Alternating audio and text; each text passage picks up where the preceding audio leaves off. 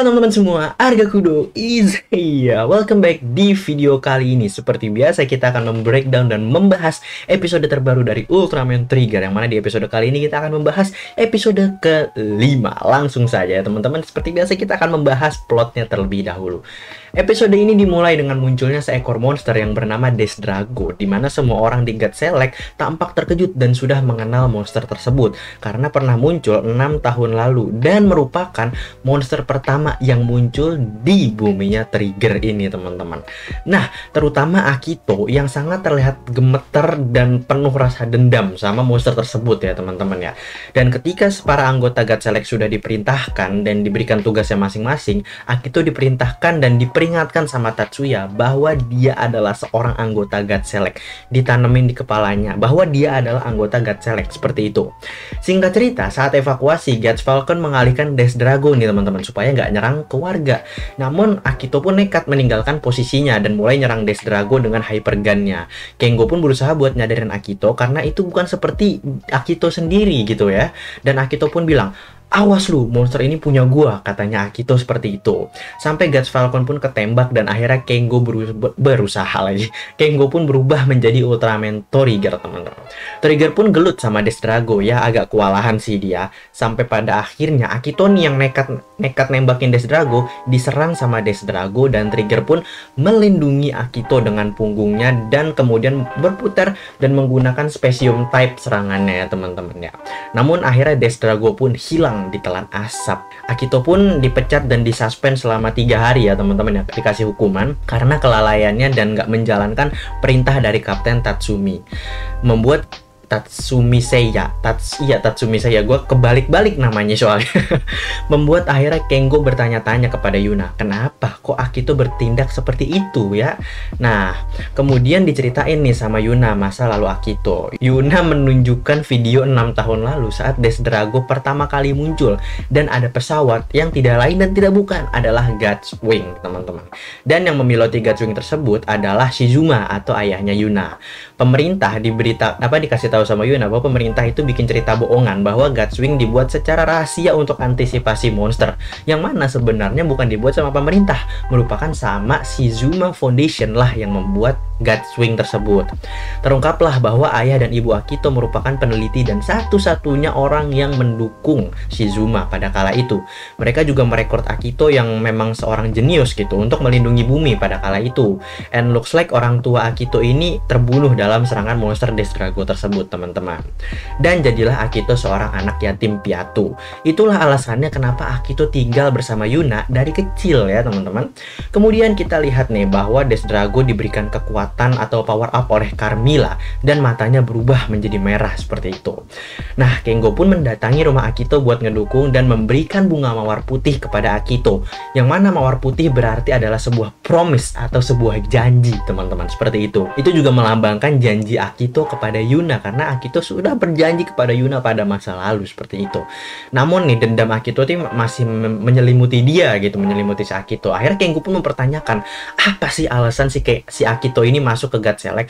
Apakah cuma pengen ngalahin dan ngebunuh-bunuhin monster doang? Apakah alasannya itu gitu? Tapi tiba-tiba Desdrago pun muncul kembali nih di tengah perseteruan antara Kengo dan juga Akito dengan kekuatan yang lebih besar. Kengo pun langsung berlari buat evakuasi. Akito yang sedang dipecat dan disuspend pun nggak tinggal diam dan dia ikut untuk menyerang monster tersebut. Dan dia bilang ke Kengo bahwa sekarang bukan waktu yang tepat buat adu bacot, katanya Akito. Di saat yang bersamaan nih Dargon muncul buat mengambil Yuna atau Yuzare.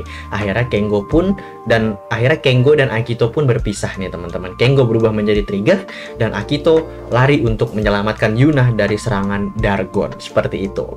Nah, gue akan bagi dua cerita ya di sini ya, cerita di saat Kengo berubah menjadi Trigger dan Akito saat dia menyelamatkan Yuna. Kita mulai dari dari Kengo dulu ya, dari Kengo saat menjadi Ultraman Trigger. Nah, di mana Trigger melawan Desdrago yang sudah di power up oleh Carmilla dengan menggunakan multi-type, Trigger kewalahan untuk melawan Desdrago.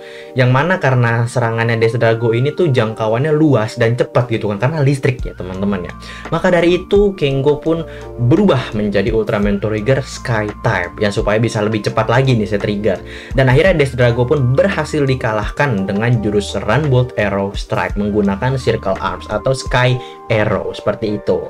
Nah, di sisi lain, Yuna yang dikejar Dargon pun masuk ke dalam gedung, sehingga membuat Dargon harus mengecil untuk bisa masuk ke dalam gedung tersebut. Kenapa kok nggak jadi gede terus diinjek aja gedungnya? Ya nggak bisa, karena para Dark Giants ini butuh Yuna atau Yuzari untuk mengetahui lokasi dari Eternity Core, seperti itu. Terpojoklah nih Yuna oleh Dargon, namun Yuna pun melawan. Dan Dargon pun bilang dia nggak mau nahan atau narik diri kalau yang dilawan juga punya semangat berjuang, yang mana Yuna itu juga nggak mau ngalah gitu kan. Sampai akhirnya Akito pun datang buat bantuin Yuna, namun Akito pun dilempar sama Dargon, dan akhirnya Yuna melindungi Akito dengan nampar Dargon dan bilang bahwa manusia tidak akan kalah sama mereka selamanya, katanya Yuna seperti itu. Dan Dargon pun akhirnya mundur dan kabur, teman-teman, seperti itu. Kemudian hukuman Akito diperpanjang lagi 3 hari, namun kali ini Akito nggak kesel ya, karena si Death Drago ini sudah hancur dan dia juga sudah menepati janjinya untuk bisa melindungi Yuna, seperti itu teman-teman. Ya dari segi plot sih seperti itu ya. Sekarang kita akan ke sesi bahas-bahasnya nih. Lumayan banyak yang akan gue bahas di episode kali ini seperti biasa ya. Nah, yang pertama gue pengen bahas saat Trigger ini ngelindungin Akito dari serangannya Death Drago. Di sini yang keren itu adalah abis ngelindungin Akito, kan dia kena serang ya si Trigger atau Kengo ini ya kan ya teman-teman. Dia tuh nggak langsung lemah atau langsung roboh gitu teman-teman. Dia masih bisa putar badan dan nangkis serangan listrik dari Death Drago buat ngebalas dengan serangan Specium type gitu.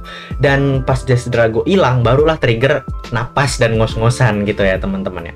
Buat gue ini adalah salah satu detail yang keren ya, karena dia ngelupain capek dan sakitnya habis kena serangan listrik Death Drago secara langsung, dan lebih prioritasin buat langsung nyerang balik si Death Drago ini gitu teman-teman.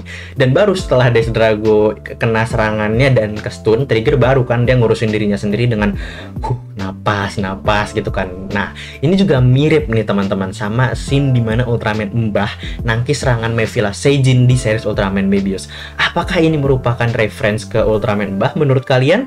Coba gue akan puter dua scene ini secara bersamaan karena menurut gue mirip banget nih ya. Ini dia.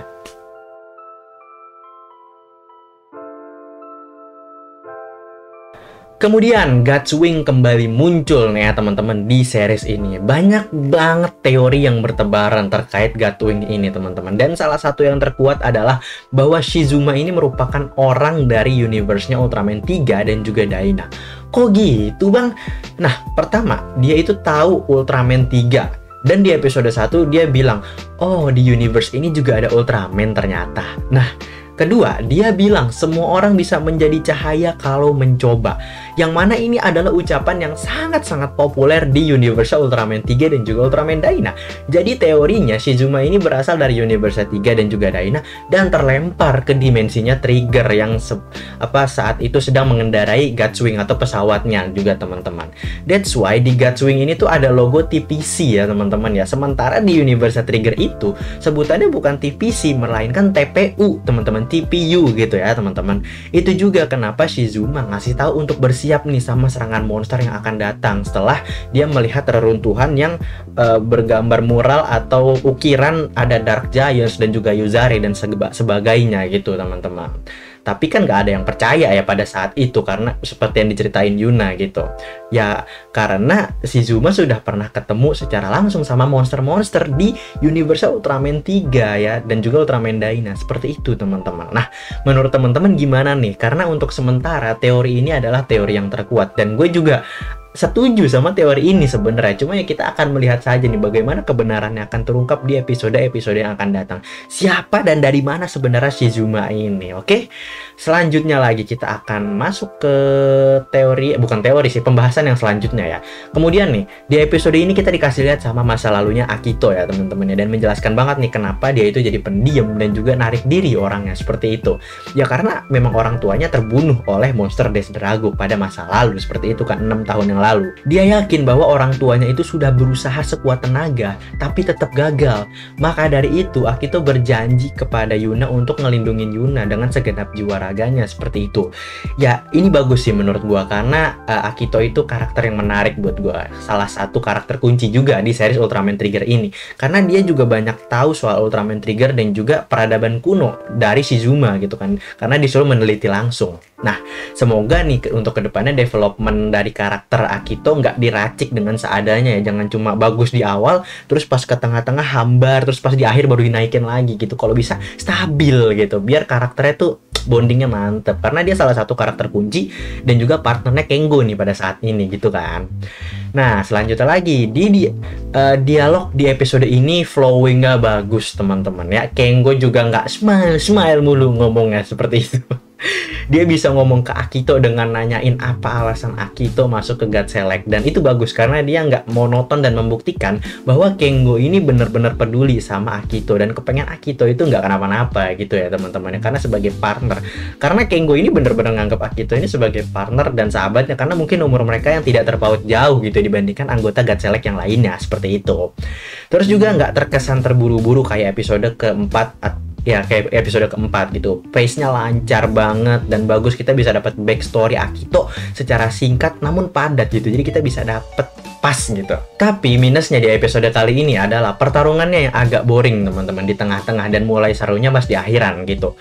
Monster baru si Death Drago ini jadi kurang nonjol karena Dargon ikut turun tangan ya teman-teman ya. Padahal harusnya ini monster baru loh, monster baru harusnya di develop dengan bagus gitu. Jangan cuma kayak sekedar side character doang, karena pas Dargon muncul, orang-orang bahkan gue ya fokusnya itu nggak ke pertarungan Ultraman Trigger dan juga Death Drago, melainkan gue fokusnya ke Yuna dan juga Akito yang lagi dikejar-kejar sama Dargon. Bahkan saat Yuna nampar si Dargon itu kan gitu. Jadi kayak fokusnya orang tuh kebagi gitu, terutama gue sendiri ya. Gue ngakuin bahwa pertarungan Trigger di episode kali ini nggak menarik dan justru lebih menarik tentang Akito dan Yuna yang lagi dikejar-kejar Dargon. Itu kurangnya di situ menurut gue episode kali ini teman-teman. Kalau menurut kalian gimana? Komen di bawah ya. Nah, kemudian reference ke Ultraman Heisei juga ada di episode kali ini seperti biasa, dimana reference ke Ultraman 3 ya. Pertama ada Gutswing, terus juga perkataan Shizuma yang melalui Yuna yang berbunyi semua bisa menjadi cahaya. Ya, itu kan memang perkataan yang sangat populer di universe Ultraman 3 dan juga Dyna ya teman-teman ya. Terus juga reference ke Ultraman Dyna saat Kengo memegang Hyper Key untuk kedua kalinya berubah di episode kali ini ya. Seperti Asuka saat akan berubah menjadi Dyna saat memegang Reflasher itu teman-teman. Mirip seperti itu. Dan reference ke Gaia dan Agul ya. Kalian pasti sudah tahu lah saat Dargon berubah menjadi kecil dan kejar-kejaran di dalam gedung seperti itu. Ada reference lain nggak yang ketinggalan? Kalau ada coba komen di bawah ya. Kali aja gue kelewat gitu kan. Nah, kemudian saat Akito menyelamatkan Yuna nih, ini detailnya bagus banget nih menurut gue ya. Karena pertama Yuna itu kan nembak listrik menggunakan Hyper Key King. Kemudian Akito melanjutkan menggunakan Hyper Key Gamma Kujira yang berkekuatan splash atau air. Nah, listrik ini kalau di dalam air makin kuat sengatannya bosku ya. Apalagi air laut yang merupakan air garam. Air garam itu membuat sengatan listrik itu damage-nya makin gede gitu ya teman-teman. Nah, ini detail yang menarik dan keren karena masuk ke sainsnya juga nih, dan bukan cuma sekedar fiction tapi menggunakan sains juga gitu. Kemudian selanjutnya juga kan si Dargon itu habis ditembak pakai splash atau air basah ya teman-teman ya. Dan Dargon itu terus-terusan basah dan nggak kering gitu setelah ditembak menggunakan Hyper Key-nya Gamma Kujira ya teman-teman. Jadi basahnya itu konsisten dari setelah dia ditembak sampai dia mau kabur dan itu masih basah. Detailnya diperhatikan banget. Memang Suburaya mantap ya teman-teman ya. Kemudian yang menjadi main fokus penonton di episode kali ini ketika Dargon ditampar Yuna ya teman-teman ya. Nah, kenapa nih dia menjadi terdiam dan akhirnya memutuskan untuk kabur ya teman-teman? Mungkin karena yang nampar adalah Yuna atau enggak Yuzare gitu ya teman-teman. Jadi damage tamparannya itu bukan ke fisik melainkan ke spiritualnya si Dargon gitu ya. Lebih ke lubuk hatinya Dargon gitu. Jadi dia kayak gila. Bisa jadi kayak gitu kan. Tapi kalau menurut gue ya, karena Dargon ini kita kenal sebagai pribadi yang menjunjung tinggi kehormatan ya teman-teman ya. Jadi mungkin buat dia ditampar Yuna yang merupakan seorang wanita, harga dirinya tuh berasa jatuh banget gitu. Mungkin that's why dia memutuskan untuk kabur dan mundur gitu. Secara Yuna juga bilang sama Dargon bahwa manusia tidak akan kalah sampai kapanpun kepada para Dark Giants ini gitu. Yang mana itu juga membuat akhirnya Dargon mikir di dalam laut kan. Dargon ini menurut gue menarik banget sih karakternya sumpah, karena di antara 3 Dark Giants ini dia doang yang paling waras, dan gue udah jelasin dari episode ketiga saat si Hydra muncul gitu kan. Nah, Jadi gue nggak sabar nih buat nunggu arc-nya si Dargon ini gimana dan akan menjadi seperti apa di series ini. Tapi gue mikir bahwa Dargon itu tuh gak bener-bener evil kayak kedua temennya Carmilla dan juga Hyudram. Dia tuh cuma pengen lawan yang sepadan dan kehormatan yang tinggi gitu. Jadi gue rasa si Dargon ngikut Carmilla dan juga Hyudram ya karena untuk mencapai tujuannya itu gitu ya teman-teman. Nah, menurut kalian gimana tentang si Dargon ini? Nah, dan yang terakhir adalah Akito menyimpan bunga pemberian Kengo di depan ukiran Yuzare, yang mana menurut gua menandakan bahwa Akito sudah mengakui Kengo sebagai teman yang bisa dipercaya di samping Yuna ataupun Yuzare. Seperti itu. Oke ya teman-teman ya. Jadi untuk pembahasan di episode kali ini memang cukup singkat, padat, jelas. Gue berusaha untuk benar-benar nggak terlalu panjang tapi juga nggak terlalu pendek, tapi gue bener-bener berusaha untuk semua hal-hal yang bisa gue tangkep sekecil apapun bisa gue jelaskan, dan semoga dengan adanya penjelasan kali ini kalian bisa mengerti di episode kelima kali ini. Oke, jadi tunggu saja di pembahasannya di episode ke-6, berarti ya selanjutnya lah ya, ditunggu aja. Jadi sekian dari gue Arga Kudo, see you in my next video, stay cool, keep calm, love and peace, cheerio, pow.